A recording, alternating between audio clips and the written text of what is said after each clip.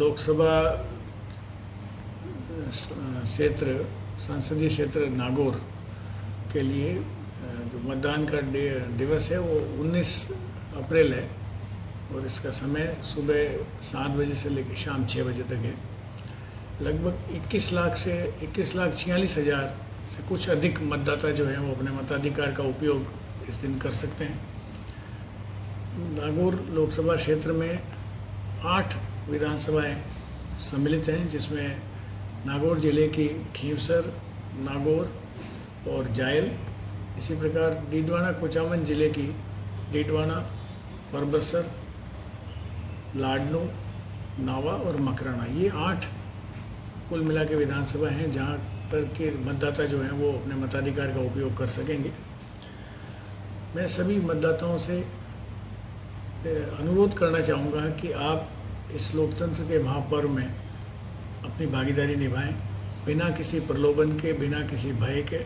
आप मतदान दिवस के दिन मतदान के लिए आएँ और यथासंभव सुबह के जो घंटे हैं 7 बजे से लेकर 11 बजे तक, जब तक गर्मी ज़्यादा नहीं बढ़ती है, गर्मी का समय है, तो आप लोग मतदान केंद्र पर आएँ।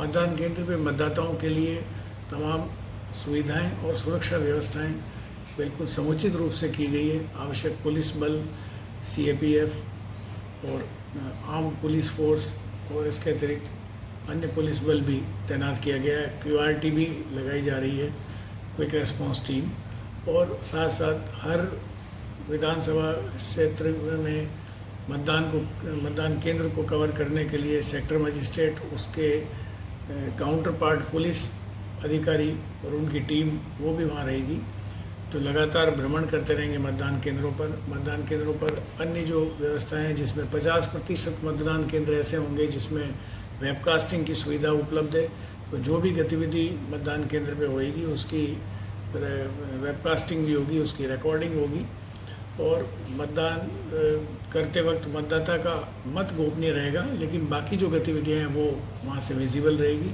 तो मैं सभी लोगों से अनुरोध करना चाहूँगा कि आपके सुविधा के लिए हमने सारी व्यवस्थाएं मतदान केंद्रों पे की है, चाहे वो पीने का पानी हो, चाहे वहाँ बिजली की व्यवस्था हो, कमरे जहाँ पे कि आप थोड़ी देर के लिए यदि विश्राम करना चाहें तो वो भी, कुर्सियाँ, छाया, रैंप, सारी व्यवस्थाएं हैं।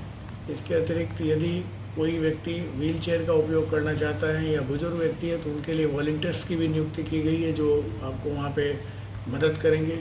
वहाँ पे वोटर जो भी जाएगा उसके सुविधा के लिए जो हमारा BLO है, जो स्टाफ है, वो आपके सुविधा के लिए आपका मतदान केंद्र में यदि नाम आपको पता नहीं है तो वो नाम भी ढूंढ के बता देगा कि इस मतदान केंद्र के किस भाग में आपका नाम है।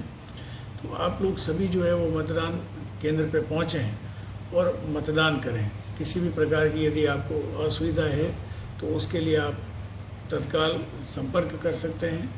वोटर हेल्पलाइन ऐप के माध्यम से आप अपना नाम खोज सकते हैं। आपको वोटर इन्फॉर्मेशन स्लिप भी घर घर पहुंचाई गई है, जिसके माध्यम से आपको पता है कि आपका कौन सा मतदान केंद्र है। मतदान केंद्र पे मतदान करने के लिए आपका नाम मतदाता सूची में होना चाहिए, और उसके अतिरिक्त आप या तो EPIC जो सभी लोगों के पास है, फ़ोटो आइडेंटिटी कार्ड, यदि वो है तो उसे लेके आएँ और आप मतदान के लिए अपने साक्ष्य के रूप में इस्तेमाल करें। यदि आपके पास किसी कारण से EPIC नहीं है तो 12 अल्टरनेटिव डॉक्यूमेंट हैं जो चुनाव आयोग ने निर्धारित कर रखे हैं, उनमें से किसी भी डॉक्यूमेंट को लेके आएँ जो कि फ़ोटोयुक्त है।